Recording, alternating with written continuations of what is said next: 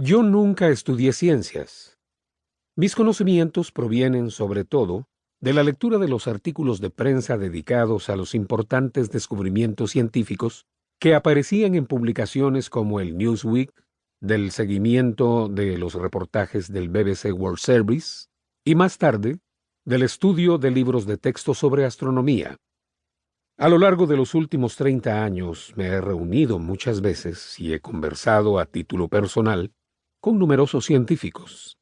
En esos encuentros siempre he intentado comprender los modelos y métodos fundamentales del pensamiento científico, así como las implicaciones de determinadas teorías o nuevos descubrimientos.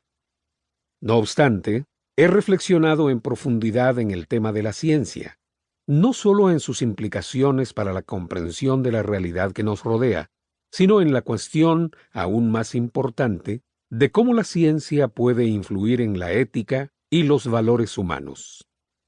Las áreas científicas que he explorado más específicamente a lo largo de los años son la física subatómica, la cosmología y la biología, incluidas la neurociencia y la psicología. Dado que mi formación intelectual se centró en el pensamiento budista, muchas veces me he preguntado, como es natural, acerca de la interfaz entre los conceptos budistas y las principales ideas científicas.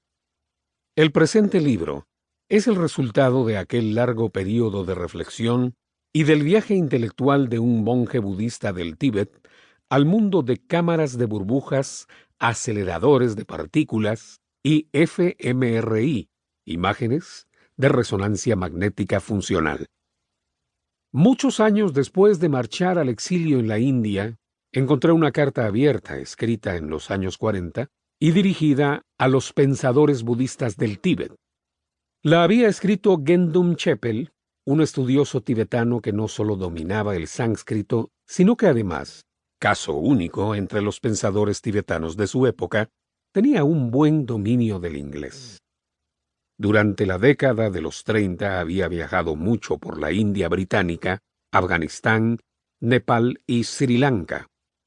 Aquella carta, redactada hacia el final de sus 12 años de viajes, me resultó asombrosa. Articula muchos de los campos en los que podría haber un diálogo fructífero entre el budismo y la ciencia moderna. Descubrí que las observaciones de Gendum Chepel a menudo coincidían, de manera notable, con las mías propias. Es una lástima que aquella carta no atrajera la atención que merecía, en parte porque nunca fue debidamente publicada en el Tíbet antes de mi exilio en 1959. Me alegra el corazón, sin embargo, que mis incursiones en el mundo de la ciencia tuvieran un precedente dentro de mi propia tradición tibetana. Y tanto más si tenemos en cuenta que Gendum Chepel provenía de Amdo, mi provincia natal. El hallazgo de aquella carta, tantos años después de haber sido escrita, constituyó un momento impresionante. Recuerdo una conversación turbadora que yo había mantenido tan solo unos años antes con una dama estadounidense que estaba casada con un hombre tibetano. Enterada de mi interés en la ciencia y de mi participación activa en diálogos con científicos, ella me previno de los peligros que supone la ciencia para la supervivencia del budismo. Me dijo que la historia atestigua que la ciencia mata a la religión, y me aconsejó que no sería sensato que el Dalai Lama trabara amistades con los representantes de dicha profesión. Me imagino que en este viaje personal por la ciencia me juego el cuello. Mi confiada incursión por la ciencia se debe a mi convicción fundamental de que tanto la ciencia como el budismo se proponen comprender la realidad por medio de la investigación crítica. Si el análisis científico pudiera demostrar, sin lugar a dudas, que determinados postulados del budismo son falsos, deberíamos aceptar los hallazgos de la ciencia y abandonar dichos postulados.